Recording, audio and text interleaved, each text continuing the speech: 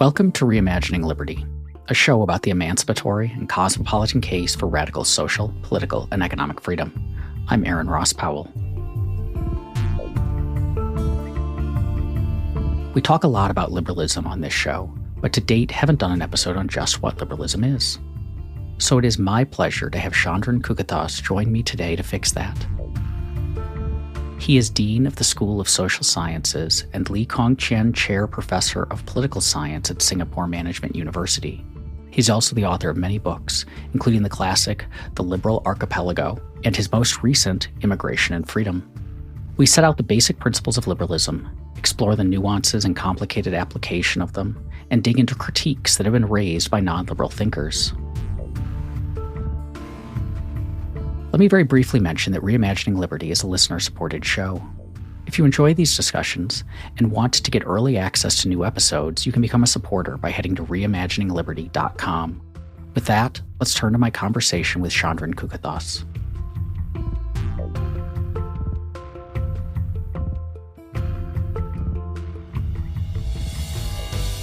What is liberalism?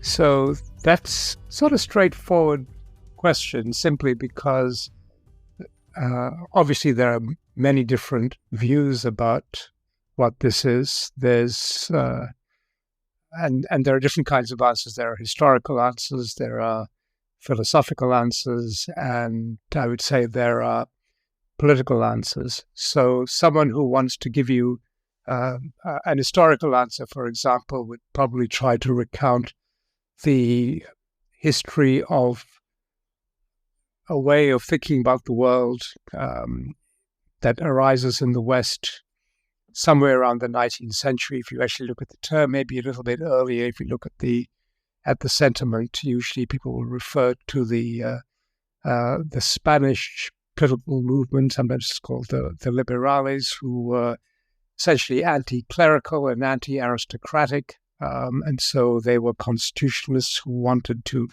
limit state power. If you wanted to look at it philosophically, you might try to find some kinds of principles which more or less say we live in a world in which people worship different gods. They have different ideas about what is the right way to live. And liberals are the ones who want to say, look, let's try to find some way of compromising so that we live and let live. That's essentially the philosophical core of liberalism. And as the word itself suggests, liberty lies at the heart of it, to the extent that live and let live means leaving people free to live in the way that they might choose, while you tolerate the different ways that you find, even though you disagree with them or even find them, very, very difficult to accept. There's no toleration unless you're tolerating someone or something that you don't really like. But there's also a kind of ethical dimension to this, because while on the one hand, liberalism philosophically looks like it's a view that says what we do is we tolerate different philosophical and ethical views, there's a question about whether this itself embodies a kind of ethical view which comes with its own baggage, its own kind of account of a way of life. And I think there's a lot to this, because as much as liberals want to say, live and let live, let's tolerate difference, let's try to get along with one another, accepting different religious commitments, different ethical views. At some point, taking that attitude is going to give you a particular kind of ethical outlook. If you have this view, you're probably more likely to say, well, so that means if you want to tolerate abortion, for example, or practice abortion, we will tolerate this because you have a different ethical view. But at what point do you say, well, your difference of ethical view is simply beyond the pale? Someone who's a very, very strong liberal is going to say, well, that level of tolerance goes very, very deep, but then how deep? If you get to the point, which many liberals do nowadays, where you say, well, no, that's not okay. We don't think slavery is okay. We don't think racism is okay. We don't think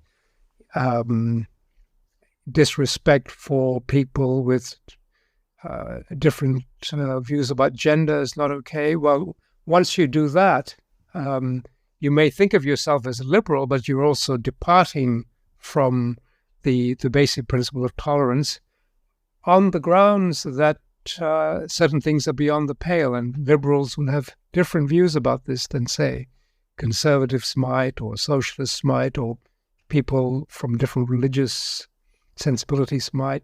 So very quickly you're going to get into this morass of different views about liberalism. So that's why I say that, it's not a straightforward term. So every account of liberalism is itself, in a way, a kind of philosophical defense of a substantive view, albeit one that is looking for a way of trying to accommodate difference. As you were saying that, it seems like there's a parallel to the way that people talk about free speech and liberal speech norms as well, which is, on the one hand, you can say, look, we have a liberal society, or we have liberal speech norms because we are tolerating all of this diversity and difference. So if you want to live your life in a certain way, no one's stopping you, unless that certain way involves, stealing from people or punching them in the nose all the time or something like that. But within limits, we're not going to stop you. In the same way that we can say, look, no one is actively preventing you from speaking. But a lot of people who seem to be uncomfortable with liberalism say that's not really the whole story, right? Because in free speech, I might technically have the right to speak, but if I have been excluded from all of the various platforms, or my audience has been taken away, then I have free speech kind of in name only, because my speech is not reaching anyone. I don't have a community to talk to. And there seems to be a similar objection to liberalism, in the sense that it's one thing to say we're going to tolerate your lifestyle, but if the society around you doesn't have like a sufficient critical mass of people who want to, say, share your lifestyle, then you can't. If you're the only member of your religious faith in the particular town, and everyone else tolerates your religious faith but isn't supportive of it, has no desire in following it, then it makes it awfully hard for you to practice. And so does liberalism, is it kind of sneaking in an exclusion of diversity by way of basically saying, we're going to leave you alone, but the society is not in any way going to necessarily support the kind of life that you want to lead? I think that is the case, especially if you think about the case as you've described, where you really are a very isolated minority, because even if everybody around you is as open-minded as possible and as respectful as possible, you're going to feel isolated. Now, I think there is no political or moral, ethical, social outlook that's going to be more hospitable, if hospitable at all, to you if you're in that circumstance. If you're the only Christian in a vast sea of Hindus or Muslims or Jews, you're going to feel very isolated, even if they're as nice as possible, because everything around you is going to be different. So, the most you can really hope for is that they will just leave you alone. The chances are there'll be someone around there who will say about you, well, that guy's a Christian, or, whatever it is that you happen to be. There's no way that you will not feel it. So I don't think that would be a particularly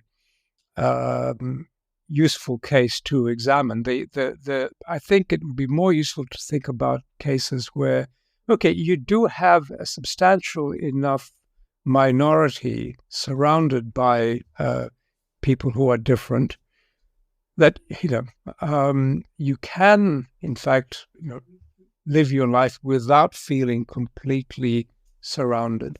But nonetheless, you're in a minority. Okay, so the norms of the wider society are not as much in your favor as they are within your particular community. Then, what opportunity do you have to have a voice, to practice your faith, to not practice any faith? That's where I think the issue becomes more relevant. And I think in that circumstance, the attitude of the liberal will be, well, again, live and let live. It's not to say that the person in the minority will find it easy, to the extent that someone in a minority group wants more, to the extent, let's say, for example, that if you're in a Muslim community that's in a society that is predominantly Christian, all of the regalia in ceremonies, all of the symbolism that surrounds you is predominantly Christian. It's because of hundreds of years of Christian society growing up there.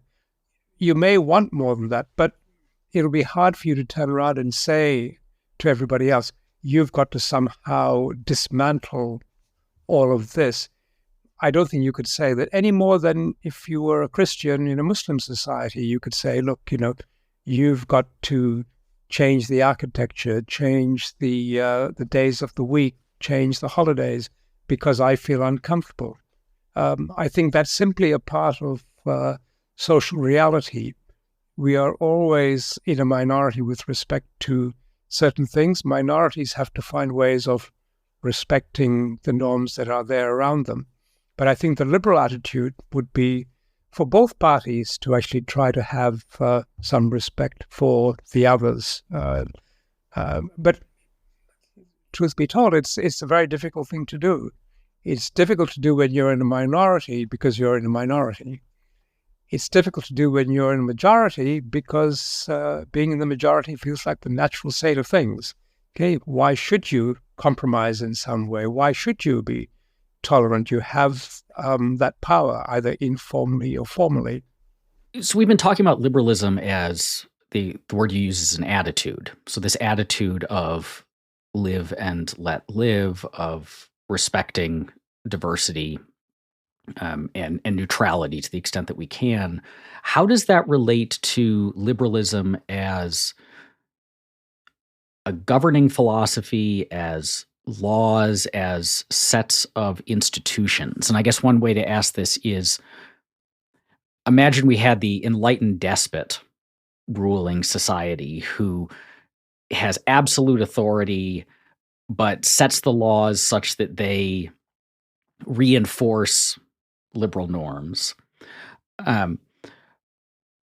Is that liberalism versus, say, a fully democratic society where all the power is invested in the people, but as is the case in many quote unquote liberal democracies, there's a lot of illiberalism in the system as well? Like, does liberalism tie us to a particular set of institutions or a particular way of deriving and enforcing laws? I think this is actually really a very tricky, almost, I would say, a subtle question, because I think what it speaks to is the liberal attitude to power. On the one hand, I think liberals are very, very wary of power. So most of liberal political thinking, I think, is aimed at figuring out how to restrain or constrain power. Lots of different ways of doing it.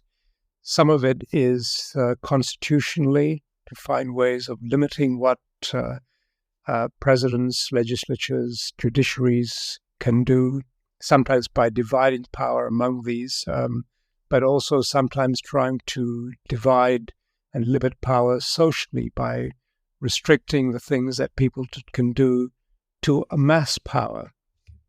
But the other problem that can also arise is that you can, in a system that is very, very much one in which power is constrained constitutionally, separated, divided, and so on, but nonetheless, ultimately is captured, for example, through the workings of a democratic system. You could, as many liberals have recognized, have a democracy that is highly liberal because through fluke or cunning, people come into power as collectives with the intention of placing restrictions on people's freedom or restricting people's freedom unequally. That's perfectly possible. You could have governments that are democratically elected that place enormous restraints on the freedoms that people might otherwise have enjoyed, freedoms of speech, freedoms of exchange, not only various economic freedoms, but also political freedoms.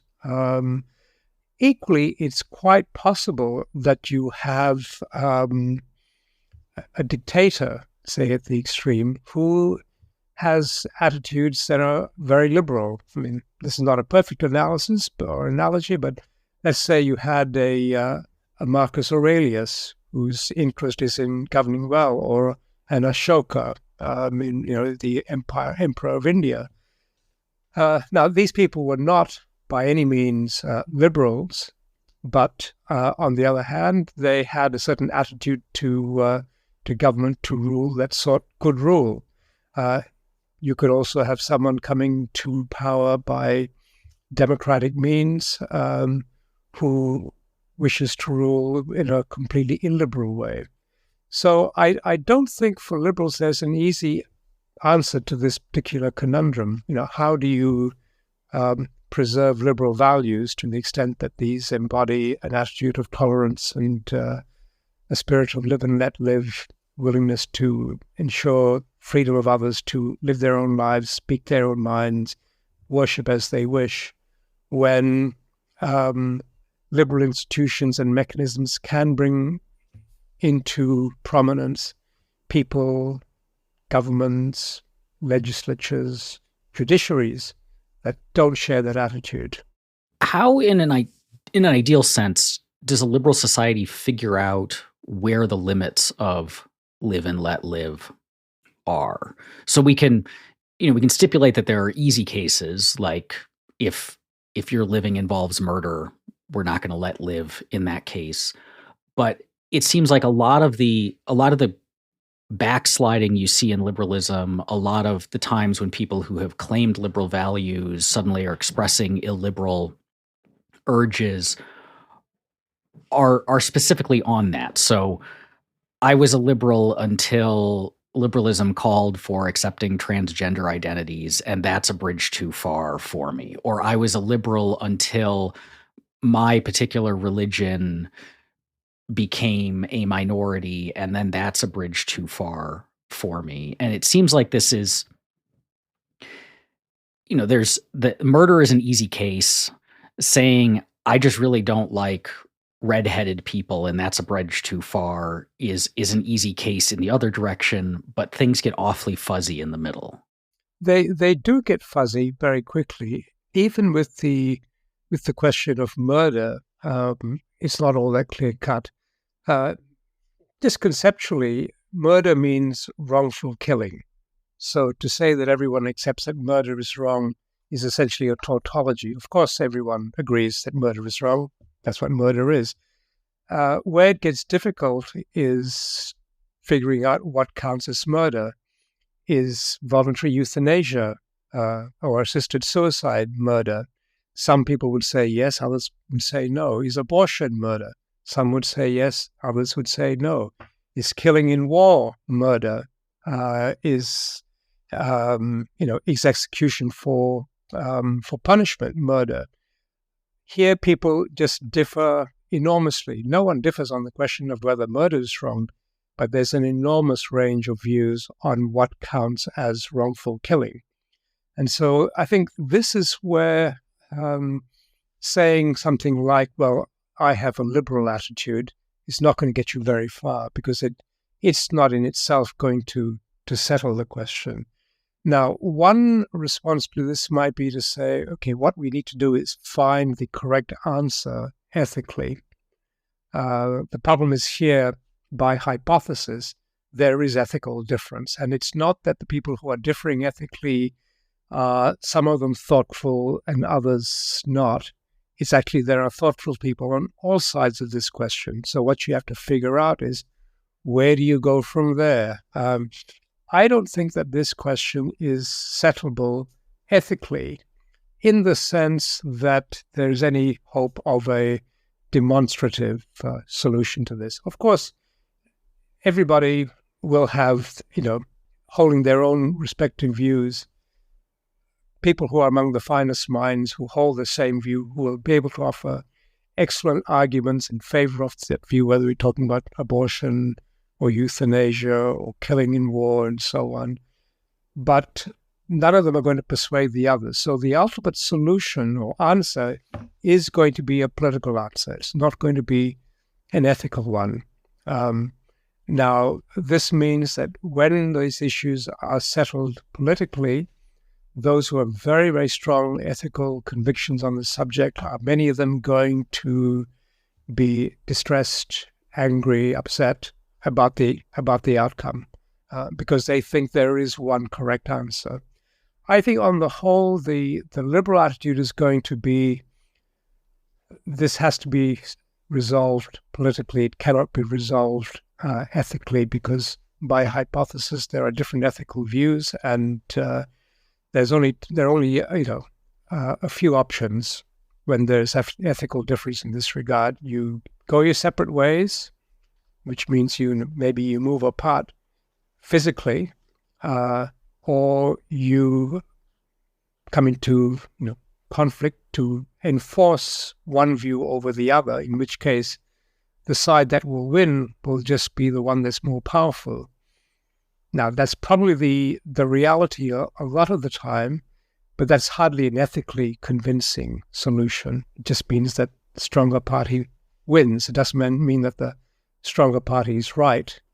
I think very few people think that might is right, even though they might agree that might will eventually rule. And then the other option is to find some sort of compromise, which invariably, or not invariably, but often will involve some kind of fudge, because you cannot settle the issue. To that extent, liberalism is often a philosophy that's looking for fudges. Not very inspiring, I know, but it has its own kind of rationale to it. It accepts that some of these questions cannot be settled. Now, again, the sociological reality is that liberals are not themselves somehow, neutral, standing above the fray, and people have no dog in the fight. They are human beings. They will have prejudices and so on. Much as they try to put these aside, they will get caught up in the debate. I think the attitude or the sensibility of a liberal is one that looks for compromise, but in reality, their own views will creep into the process, and ultimately the compromise that's reached will be more a political compromise than a philosophical one. I would like to think that the liberals are the ones who will accept the compromise. The illiberal ones are the ones who are more convinced of the rightness of their own view and want to fight on. I'm thinking about this in the context of differing moral theories, because it sounds like what you're effectively saying is there isn't a standard external to the liberal society by which we can settle these problems. It's not like there's kind of a divine command theory of liberalism that we can point to. So we have to go internal. And And does that mean then that liberalism is, at least the way you've articulated, is ultimately we might call like a virtue ethic? And what I mean by that is that it can't be simply a decision-making procedure, the way that like utilitarianism or a deontological theory is like a decision-making procedure that we just apply rules and we get the right answer because the right answer is awfully fuzzy. There's disagreement. The procedures can lead us astray, as we already talked about. Democracy can lead to profoundly illiberal outcomes. And so instead, what we need is a sufficiently liberally virtuous people such that their kind of motivations, preferences, tastes, attitudes, and so on will motivate them to more liberal answers even when things are fuzzy. So I'm not quite sure what you mean by more liberal answers, whether you mean more liberal in the sense of more tolerant of fudges or more liberal in the sense of more substantively liberal, let's say, according to some particular society's ethical standards. So, for example, do you mean like, say, by more liberal a society like the United States or Australia, or although I recognize that even in these places, there's quite a wide variety of attitudes from conservative to very, very radical. I guess what I mean is, if we're looking at, say, the fudges that are made, or we're like the impartial spectator observing this society from the outside, you and I could look at two different democratic societies and have a sense of one of them leans more liberal in its attitudes, in its system of laws, than another, that if the fudges had gone in a different direction, it would have pushed it in a less liberal direction, that it seems to be that the governing institutions are instantiating less tolerance than more, and so on. But these are all coming from people deciding politically these hard questions. And so it's like a kind of gut. This looks more or this looks less liberal. And again, there's no bright line test for that, but I think we can kind of, in general, a lot of us can make that assessment.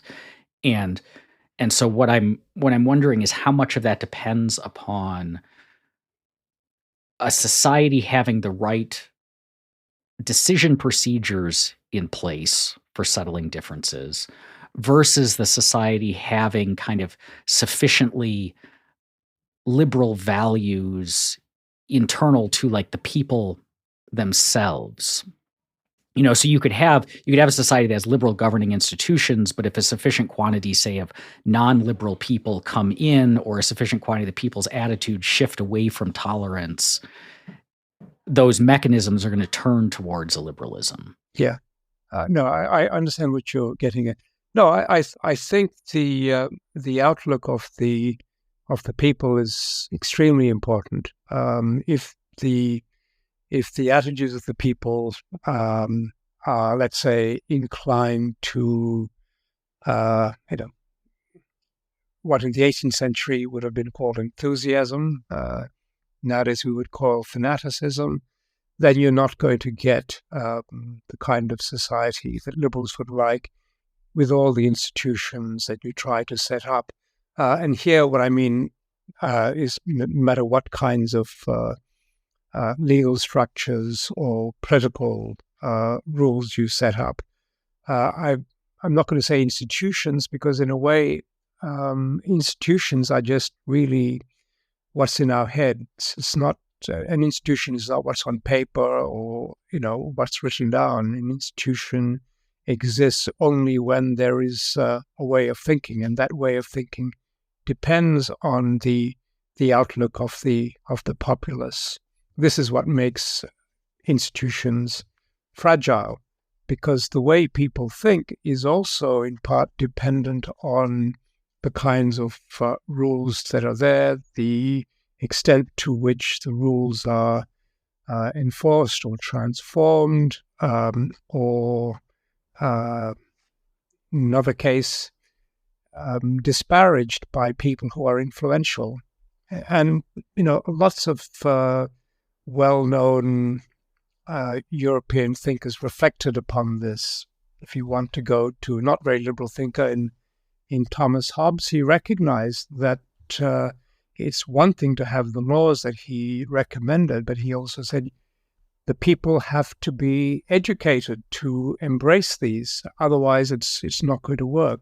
Montesquieu says that, of course, the laws should conform to the spirit of the people, but if the laws exist and prevail for a while, the laws themselves will shape what people think, and it is an ongoing two-way process. So, a liberal society could be undermined by a transformation of people's consciousness, which is brought about by any one of a number of factors, including the laws that are made, the political institutions that are undermined.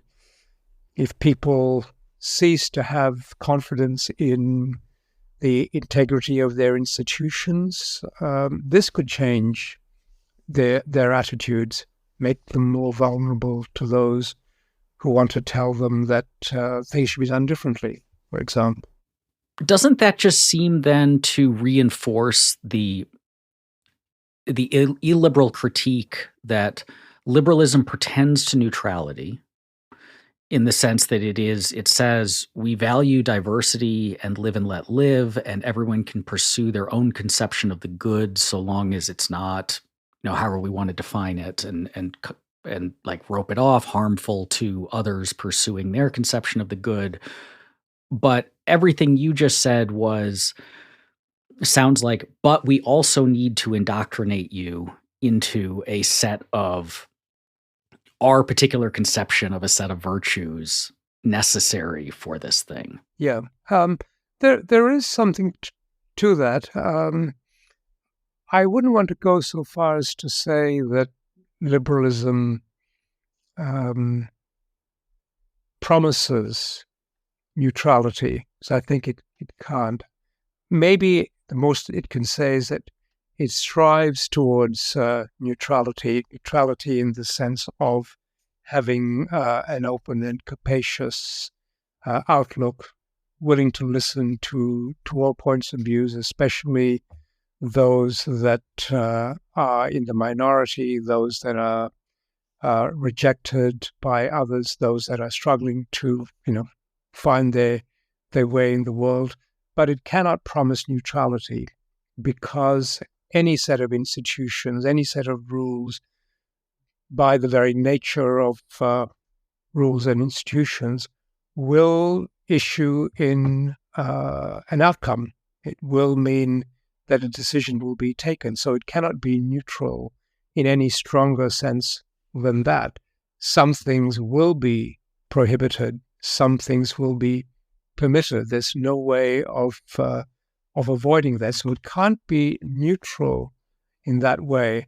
On the other hand, I think what it does strive for is openness to disagreement, openness to challenge, openness to revision, so that all of this is constantly reevaluated.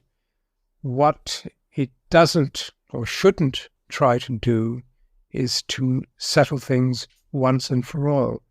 Now, that said, I think there are liberals who think that these questions can be settled and should be settled in a particular way, and that liberalism, in a way, will bring us the right answers. Because I think even within liberalism, there are different ethical theories, different accounts of the foundations of liberal thinking.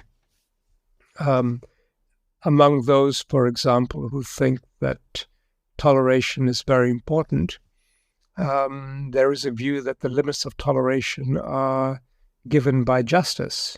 Okay, so the question we've got to figure out is what is just. But now there are other liberals who say, well, the problem is that what is just or what is justice is itself contested, in which case to say that this is going to settle the limits of toleration is itself problematic, because it's begging the question of what exactly is right, what is just, where those limits are. The reason that we have toleration is that those limits are difficult, if not impossible, to settle. Maybe another way of looking at it is to say, okay, even if you think that there is a right answer out there to a host of very, very important ethical questions, if you think that, do you think that these questions can be settled quickly and easily? And if you think, no, they can't be settled quickly and easily because they clearly haven't been, they're going to take some time, they'll need procedures and so on, then what do we do in the meantime? While we're trying to settle these questions, what do we do? Okay, and I think one very good answer to this question is, well, we have, broadly speaking, liberal norms. Are they completely neutral? No, of course not. They recognize that we're still trying to figure out what that correct answer is. And given that the answers, not only are the answers questioned, in dispute, debated, but the procedures themselves for settling these questions are highly debated.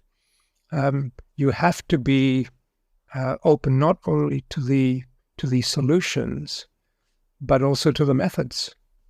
These are all up for grabs.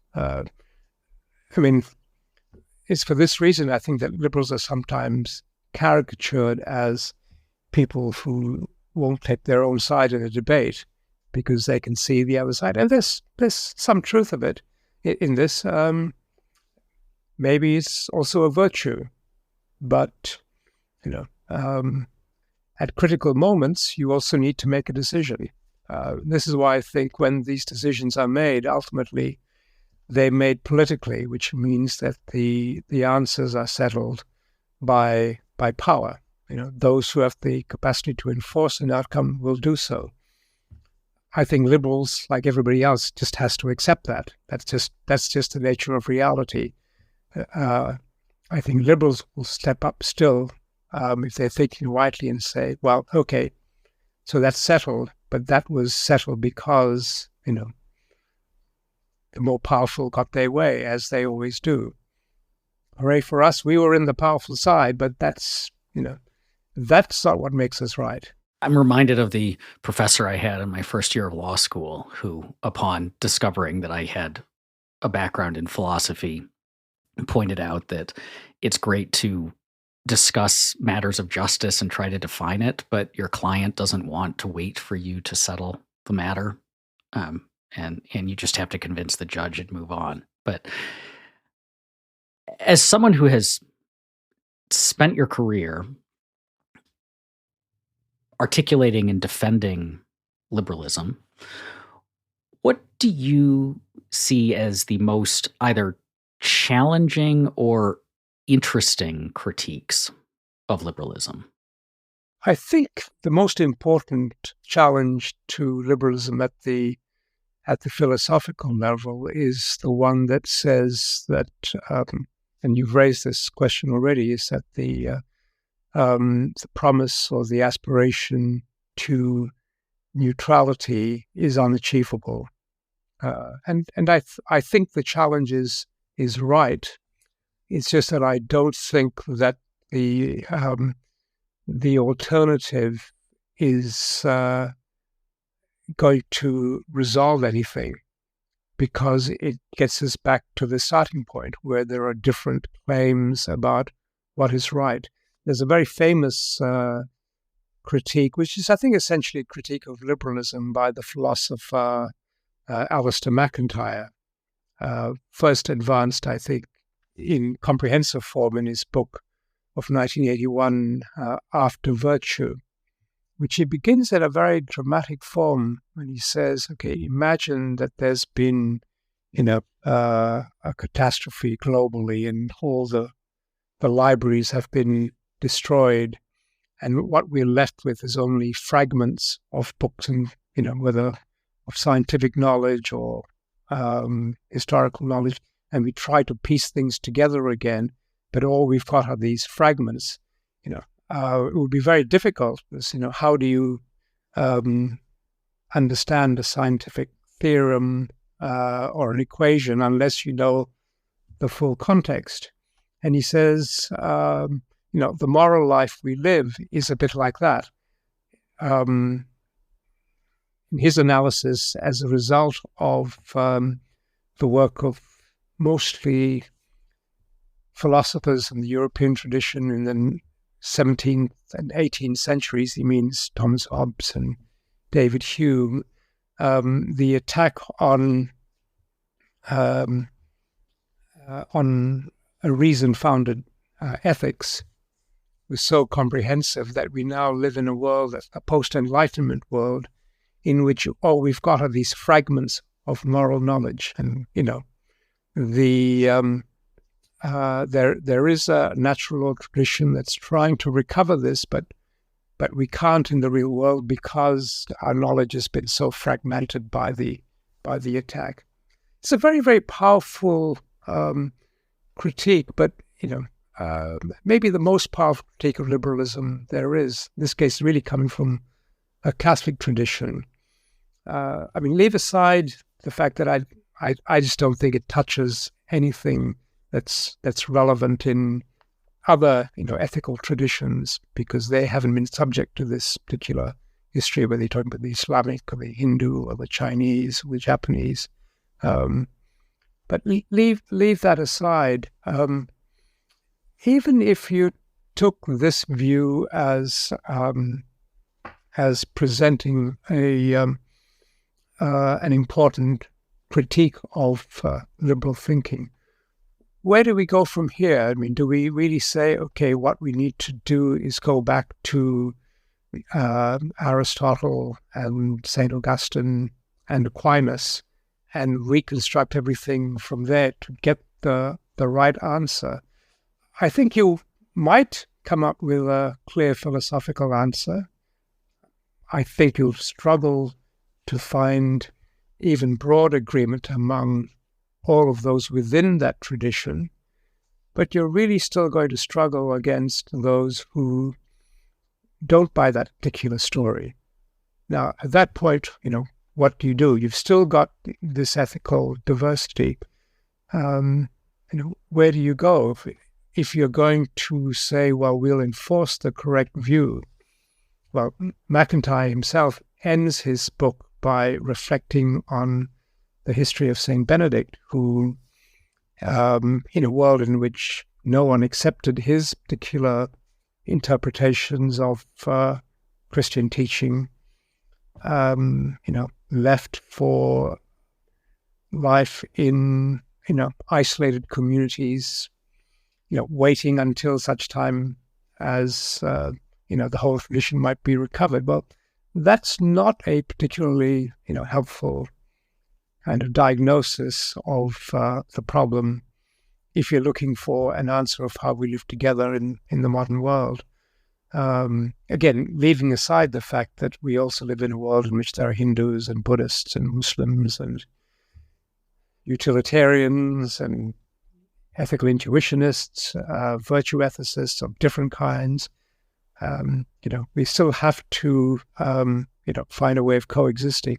MacIntyre actually says that, what we have in modern politics is a kind of civil war by other means. Well, in a way, that's right. But if you're going to have a civil war, then I think it's better for that war to be civil.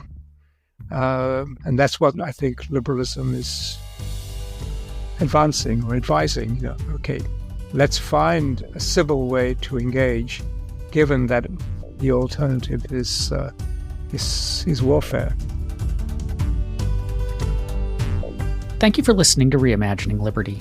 If you like the show and want to support it, head to reimaginingliberty.com to learn more.